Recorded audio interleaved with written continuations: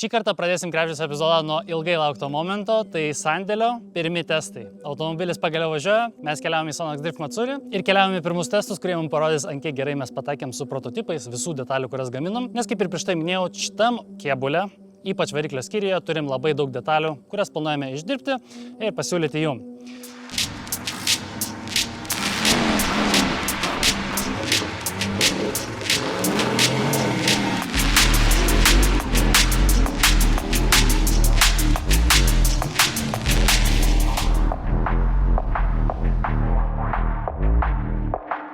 Pagrindinė tema sukasi aplinkui BPM8 turbiną ir įsiurbimą. Viskas labai kompaktiškai vienoje vietoje ir tvarkingai susideda. Praeitam video, kaip matėt, atsukom 330 arklių.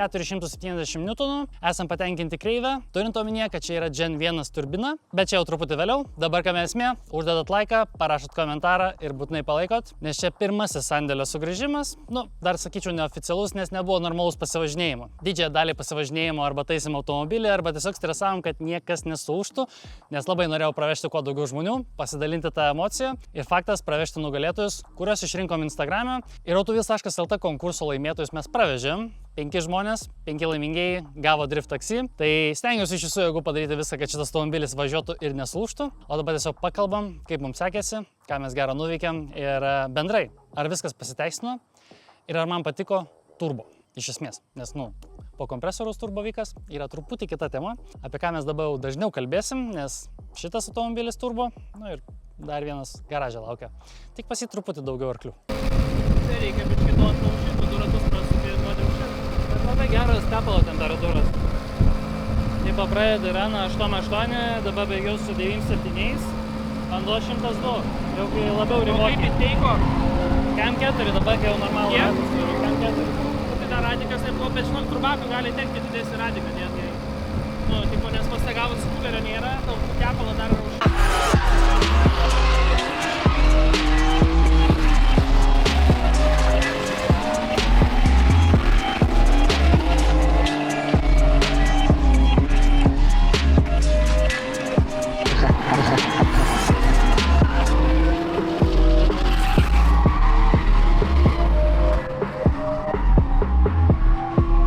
Viso bildo metu taip gaunasi, kad truputį vagių detalės nuo M113 projekto. Ir pas mane dabar rankoje yra peiliukas ir už manęs dėžutė iš trojo.lt. Ir būtent šito dėžutėje turėtų būti tos detalės, kurias ir pavogiau. Tai pažiūrim, ką gavom. Apsidraudimas sandėliui, kad tikrai važiuotų. Antras genero diržas. Tepalų keitimui dar vienas tepalų filtras, kadangi keisim 2 kartus. Vėlgi, naujai surinktas variklis, būtinai keičiam tepalus bent 2 kartus. Ir prie to pačio keičiasi filtras, nes pirmas keitimas bus daug visokių nesąmonių, mums reikės dar vieno filtro. Ir apie ką nepagalvojau iš anksto, o iš vaškės reikėjo pavogti, tai yra žvakės. Pasirodo, naudojasi lygiai tokios pačios žvakės, su lygiai to pačiu tarpeliu, tai labai patogu buvo tiesiog iš variklio išsisukti žvakės, bet dabar, kad jas susukti atgal, žodžiu, pasiėmėm, tiesą sakant, čia jų truputį daugiau, tam, kad turėti paruoštas žvakės, jeigu jų netyčia reikės. Atrodo, yra būtent ta vieta, kur mes taupom pinigus ant bildų. Perkant fizinėse parduotuvėse visą laiką mokė apie 10-15% daugiau, o turint omenyje, kad atrodo visą laiką būna nuolaidos nuo 10-20% jau ant pigesnių detalių, kadangi nėra fizinių parduotuvių, viskas labai paprasta. Per 1-2 darbo dienas atkeliauja tavo siuntinys ir vėlgi 30 dienų grąžinimo garantija. Jinai vis dar galioja. Tai būtinai turėkite omeny, jeigu netyčia užsisako ne tą detalę, bet net ir perkant turi pasirinkimą, kad tau būtent tavo užsakymą peržiūrėtų pagal tavo automobilį, sutikrintų visas detalės prieš išsiunčiant. Yra toks pasirinkimas, o kadangi naudojamės kodu Krepšys, nemokamas siuntimas paštomatu nuo 50 € ir daugiau, tai realiai tiesiog atsisiunti nemokamai ir jeigu netyčia kažko nepataikai, išsiunti nemokamai ir atgauni pinigus. Jeigu nori prastesnės kokybės, bet kad būtų pigiau, gali pasirinkti. Jeigu nori premium klasės, irgi tą patį rasi už geresnę kainą, nes nėra fizinių parduotuvių, viskas tiesiog pigiau, nemokamas siuntimas, niekam nepakenkia. Ir pigiau prižiūrėti savo automobilį, tai reiškia daugiau kūrui pinigų. Toks planas ir yra. Visą laiką taupyti pinigų ant kūro, kad išėti daugiau pasivažinėti. Grįžtant mėnesiuką atgal, su Autowheels nutarėm, kad per mėnesį paruošim sandėlį su jų pagalba. Mums visai tai neblogai pasisekė padaryti. Tai reikia turėti omeny, kadangi tai darėm per mėnesiuką, yra tam tikri dalykai, kurie, kaip ir minėjau, dabar yra ant klaustuko. Ir ant klaustuko vien dėl to, kad tai yra neišbandytas naujas dalykas. Man asmeniškai jau truputį vindo nuo tų naujovių, nes norisi truputį stabilumo, bet įeinam, tai kaip ir viskas yra ok. Spėkit, ką darom. Būtent ta vieta, kurį galvojom, kad tikrai sufeilins, jinai sufeilino. Mes esam pasiruošę, mes turim antrą tokią pačią detalę. Ir čia pirmas sulūžimas. Biškis smirda kurų salone. Tai dabar praradom būstą, bet iki tol kol kas važiuojam. Dabar aš piktas. Žodžiu, kame yra problema, ten yra toks auringas, kur viskas ok, gali detalę pakeisti, bet kažkodėl sugalvoju iš tos detalės, kur auringas taip gražiai įsideda, nu kur jo niekaip realiai neišimsi, jis sugalvoju išsiimti. Ir dabar trasoj guli tas auringas, kurį iškraštas užsakinėjau. Ir iškraštas dabar tos detalės aš negausiu ir negaliu pasikeisti detalės. Prasideda chaltūriniai sprendimai, antras dublis. Chaltūriniai sprendimai privedė prie to, kad mums reikia dabar radom auringą, kuris yra tokio dydžio, skylė yra tokio dydžio. Mes išplečiam, uždedam tą auringą, jis užsideda. Tačiau yra vienas niuansas, kad jis turi iš pirmo būti įdėtas į detalę. Kadangi jis į detalę neįdėtas, o mes iš pirmo užmanom patį auringą, tai mums reikia truputį dirbti pačią detalę, kad jinai paimtų ir taip tiesiog ir užsidėtų. Ir pirmą kartą Drift Matsuri istorijoje gavome 2 dienas pasivažinėti, tai Drift Taksas ir šeštadienį, ir sekmadienį. Pradedame nuo pirmos dienos, tai pirma diena, jokių kosminių porinių, jokių kosminių rėmimų. Mano tikslas iš esmės pažiūrėti, ką mes surinkom, ar tai veikia, ar iš esmės tas turbinos etapas fainas važiavime. Nors faktas, dieną prieš automobilį dar pilnai pasitikrinau, nuvažiavom į suvedimą. Ir čia pirmasis niuansas.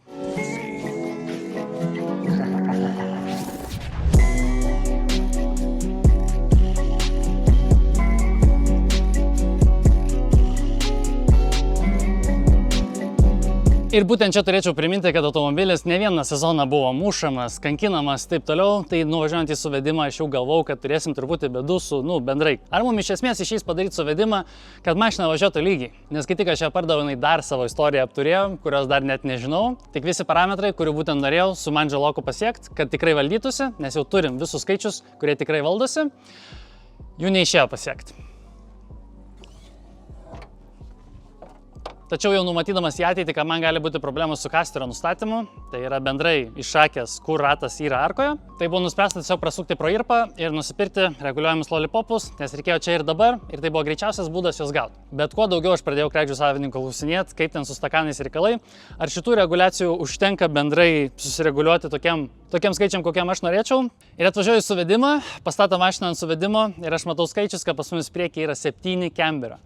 Kas yra žiauriai daug. Automobilis automatiškai gerai nesivalys su tiek. Tai kad jūs suprastumėt, mūsų visas amortizatorius turi kažkur 2-3 cm paeiti į šitą pusę, kad Camberis dingtų. Ir dar jis turi paeiti atgal, nes mes pritrūkom kasterio. Tai jau šitoje vietoje suprantu, kad jeigu aš nepergeršiu, neperdarysiu stakanų iš viršaus, pakeisiu jų skyles, kad galėčiau sudėlioti taip, kaip noriu, aš tikrai negausiu tos etapo, kurio noriu. Ir mašina keistai valdysis. Priekis, nesigauna. O gale, kaip ir minėjau prieš tai, čia yra 46 galinis tiltas.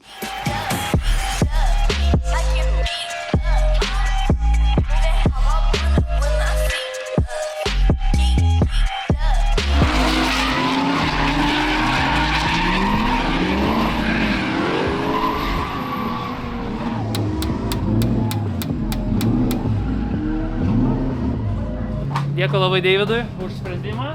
Kol kas pirmą. Tai žodžiu, pirmam sprendimą panaudojau vairo traukės gumą. Ją nupjau realiai, tada uždėjom Cambriko.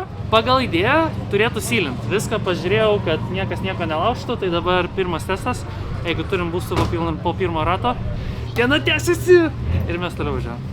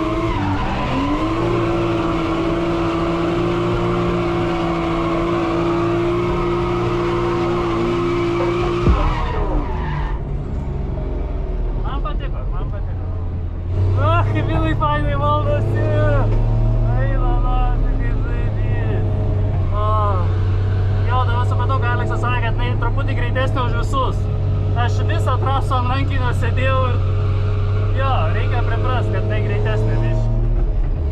Temperatūros visai nieko, jos grįžta. Wow, ta prasme, wow, man rankos dreba. Reikia prisiminti kaip pornis važinėt. Wow, aš tiesiog wow. Man atrodo, šitas projektas nusisekė. Tikėkime, kad per šias 2 dienas gausiu daugiausia pasivažinėjimų nei per pastarosius kokius 2 metus. Žiauriai gerai. Bandom dar kartą. Pats sprendimas afigenas. Mašina išplatėjo, viskas susideda bolton. Yra tik vienas niuansas, kad truputį reiktų perdarinėti suvediminius reikalus, nes su esamu išplatėjimu tiesiog iš apatinių banano reguliacijų tiesiog neišeina rato ištraukti tiek, kiek reikia ir mes turim žiauriai kosminį suvedimą. Kitaip tariant, pas mus dabar ratas va tai važiuoja į vidų abiejose pusėse. Jeigu jums kažką sakys tie skaičiai, tai mes turim 2,5 laipsnio toe-in. Tai kitaip tariant, mes turim 3 cm ratai į vidų. Realiai čia gaunas Maciulevičiaus spekas. Labai riebiai. Tai dar prieš Maciulį aš susitaikau su ta idėja, kad mašina nesivaldys idealiai, bet vėl, pirmas testas. Reikia nusiraminti, neužsiimti setapinimais, tiesiog ištestuoti, ar metalas veikia, ar motoras nekals. Pirmą kartą keičiau indeklus, reikia turėti omeny, kad motoras naudotas. Su naudotais dalykais jau žinot, kaip būna. Vieną dieną veikia, kitą dieną ne. Bendras servisas padarytas ir telieka tikėtis, kad viskas bus ok.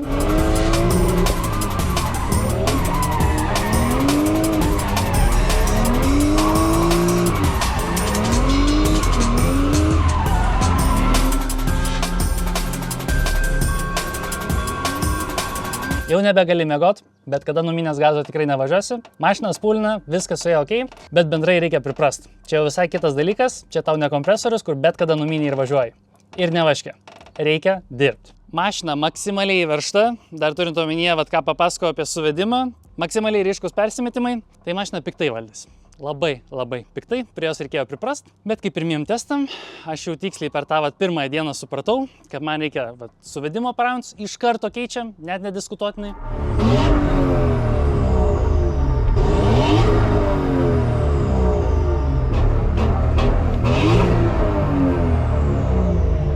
Leva kaip keista šitoj mašinai sėdėti, dar už vairo važiuojančios, tai...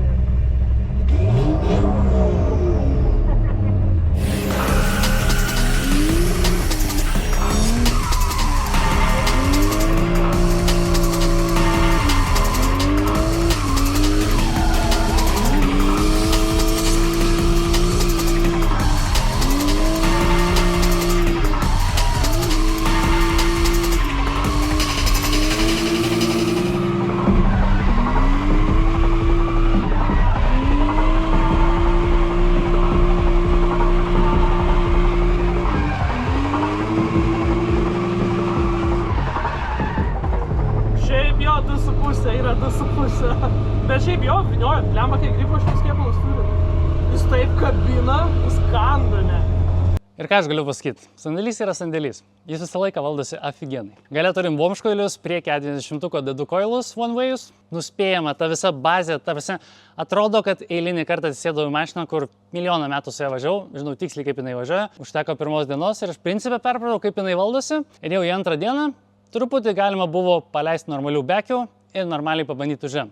Aišku, buvo niuansas, nes vidury balandžio pradėjo snikt. Literaliai pradėjo snikt.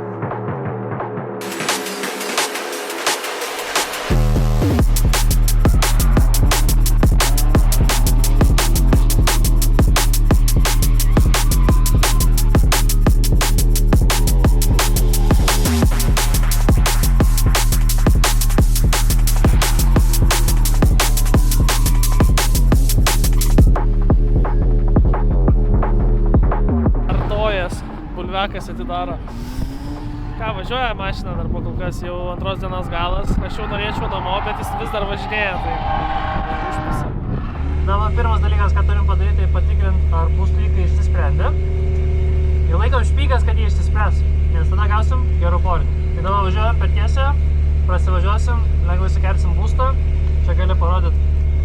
Šitoje vietoje matysis, kiek maksimum sukeliam būsto. Tai jeigu ta rodiklė bus ties 200, tai bus gera diena. Jeigu ne, tai kažką vėl bandysim daryti.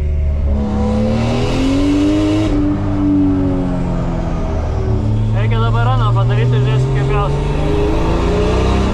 Bet jau pradedu mėgautis turbą. Man labai patiko, kaip automobilis važiuoja. Ir to labiau sandėlis realiai mane paruošė E9 upgrade'ui, nes ten irgi turbo. Tai pilnas turbo perėjimas, manau, į pliusą išeis.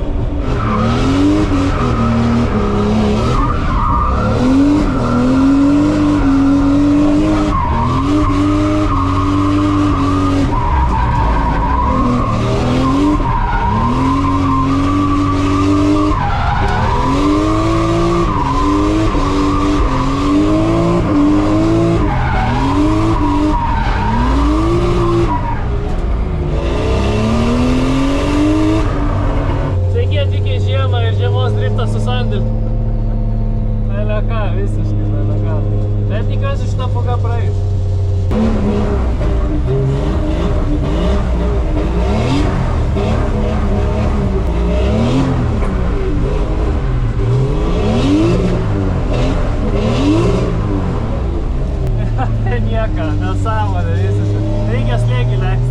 0,9 įpūtėm, tai nebūnė, reikia tada pasireguliuoti, jeigu čia bus šlato.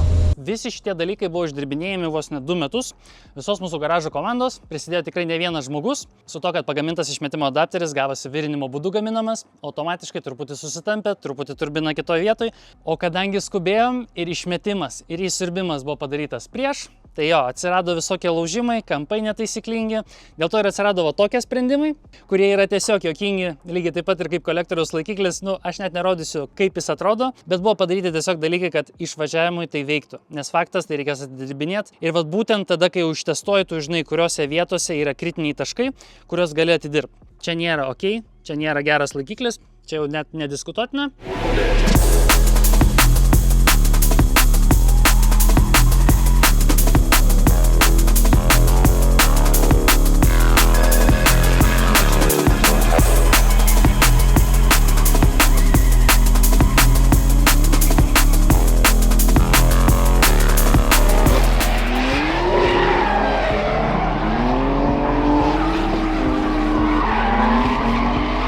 Apkrovą didinau po truputį, kaip aš sakau, yra keli važiavimo stiliai. Tai yra tiesiog, kur tu veži kolegas, nenori jų per daug išgąsdinti, yra varžybinis važiavimas ir yra poriniai. Tai varžybinis važiavimas, kai tau net ir užtenka pačią lydą pravažiuoti ir tada stebi temperatūras. Tai yra tepalas ir vanduo.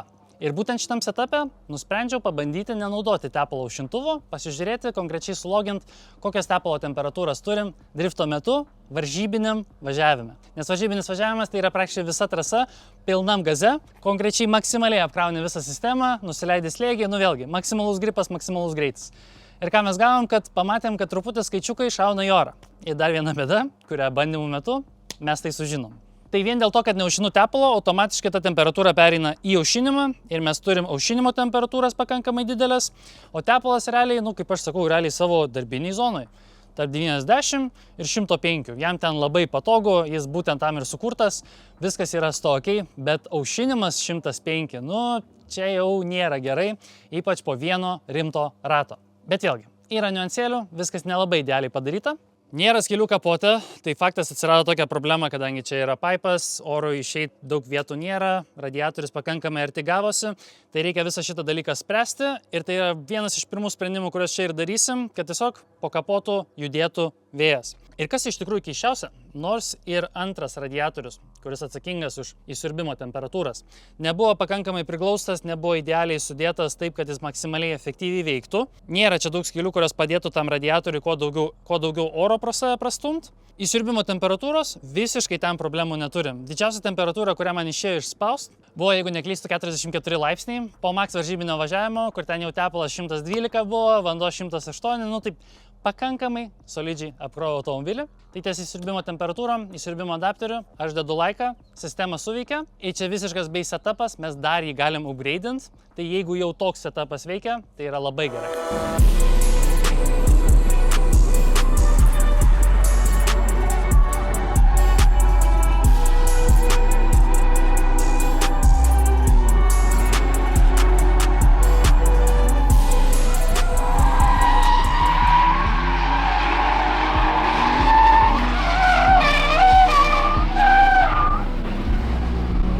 Bet Tik antroje dienoje gavau atsakymą, ar būtent šita mašina bus gera treniruočio mašina, su kuria galėsiu, jeigu ką, nuvažiuoti į etapą, pasivaržyti. Esmė treniruotis ir priprasti prie turbo variklio, ką visą realiai tą patirtį perkelsim ant E20 jau į Pro lygą. Ką nuo pat pradžių reikėjo daryti, bet, toks gyvenimas, kad ne visą laiką išeina du žaislus vienu metu turėti. Tai po truputį. Ir šiaip žiauriai malonu buvo pavežioti visus žmonės, kurie atėjo, paveizė ant sandėlio, pažiūrėti, kad jis gyvas, pasijuokti, kaip jis dabar atrodo, nes išvaizda yra atskiras dalykas. Autojus pasirūpino ratais, kaip aš sakiau, sandėlio tikslas yra skleisti stilių, ne tai, ką jis dabar daro, bet vėlgi ratai gelbėja. Ratai kaip visą laiką 50% realaus vaizdo. Kodas kerbžesys autojus.lt padės jums ratlankius įsigyti su 10% nuolaida. Tik tai primenu. Tai šiaip rašykit komentaruose, ką mums galima padaryti su išvaizda. Aš galvoju dėl spalvos, turėjau porą idėjų. Jau esu jūsų klausęs dėl spalvos. Faktas, ko dabar ieškau, tai yra žmonių, kurie padės su nudažymu ir paruošimu automobilio. Visiškai nesiginčiu, kad didžioji dalis čia detalių esančių išorėje turės būti tiesiog pakeistos, nes čia velnias žino, kuom čia buvo kas dažyta, kaip čia kas buvo, žodžiu. Patys suprantat, kad ant Raptoriaus dažyti čia viską šveist, tai yra tiesiog atskiras užsiėmimas. Tie fenderiai irgi, nežinau kaip jum, bet, ne mano stilistika jau. Čia tiesiog truputį pakotenom nostalgiją, kaip mašina atrodė pirmoji savo versijoje. Atrodė kaip šiukšlė, kitaip nepasakysiu. Tai ieškosiu žmonių, kurie man būtent padės su dažymu ir paruošimu. Problemytė, kad prieš porą mėnesių tikrai buvo parašę 2 žmonės, kurie rodė iniciatyvą prisidėti prie šito projekto ir pagelbėti su to, kai visą laiką kontaktas Instagrame nuplaukia. Tai jeigu žmogelį atsirasi, tai rašyk, reikia sandėlį nudažyti, reikia jį paruošti. Tai aš manau tikrai ir su jūsų pagalba truputį lengviau rasim detalės, nes universalas, kaip ir minėjau, dabar jau čia retro modelis, reikia rasti visas detalės, pakankamai tai sunku padaryti. Jau nekalbėsim apie stiklus, stiklus suprantu, jos vienaip arba kitaip reikia persidaryti, laiko daug nebuvo, tai stiklų tiesiog nedarėm. Lygiai taip pat ir moldingus. Turim, viską mes turim, tik tai per daug laiko nebuvo.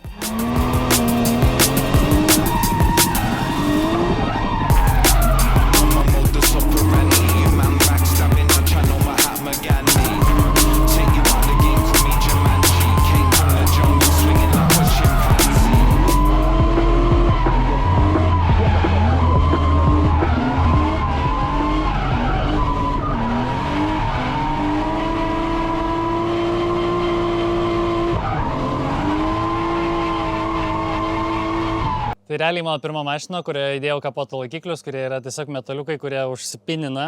Ir kaip galit nuspėti, kapotas atsivertė ir kapoto jau nebėra. Vėl ieškom normalaus kregždinio nesurdyjusio kapoto. Jeigu turit, rašykit. Nes dabar kapotas buvo tiesus, dabar šiaip man dar kilo idėja gal pakankinti kažką iš meninio lyginimo ir duoti va tokį iššūkį, bet nežinau, tiesą sakant, ar verta, tikriausiai čia yra per briauną taip normaliai surinkęs, o briauna, vėlgi, taip lengvai neišsitvarko viskas, bet, žodžiu, esmė kas, kad priekinio stiklo nesugadinom, bet faktas truputį sugadinom, tiesiog kapotą paleidę, tai... Kai visada, iš kažkur tai random minusai. Pakšt. Čia pirmas kartas gyvenime, kai po tiek laiko surinktas automobilis keliauja į eventą ir 2 dienas atlaiko praktiškai be problemų. Visos detalės, kurios mums kėlė kažkokių taip niuansų, visos problemos, kurios kilo, labai lengvai išsprendžiamos ir buvo numatytos. Drivetrainas, visi tie sprendimai gale su tiltu, trumpintas kardanas, visi tie dalykai, kas po kapotu, tai yra variklio kojos, visi adapteriai, įsiurbimo adapteris, sklendės adapteris, visi tie adapteriai, kurie galėjo mums kelti kažkokių tai problemų, lygiai taip pat ir visas tas išmetimo adapteris, nežinau, ar jis ten leis ar neleis, tai viskas atlaikė. Ką tai reiškia? Kad galimai surinkom mašiną, kuri vis dėlto atlaikys ateinančius 2 metus visišką žudymą jos, o mes labai gerai pasitreniruosim, nes toks ir buvo planas nuo pat pradžių. Mašina žudymui, kuri nesulūš ir atlaikys viską, ką aš ją planuoju mest. Tai ir yra 265 padanga, baras slėgio, maksimalus gripas, ir gal paliksim 2,5 laipsnio suvedimo gale.